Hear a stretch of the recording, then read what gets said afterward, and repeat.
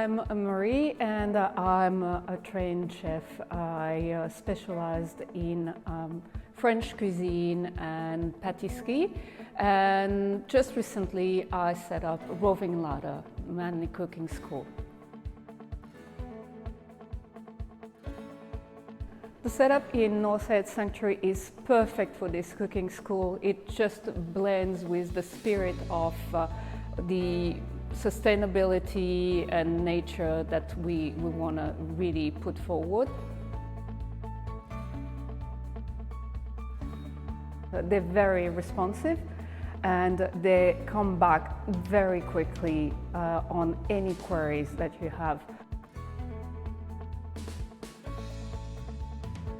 People who would be renting here would absolutely love the friendliness and the community feeling that the Harbour Trust has to bring.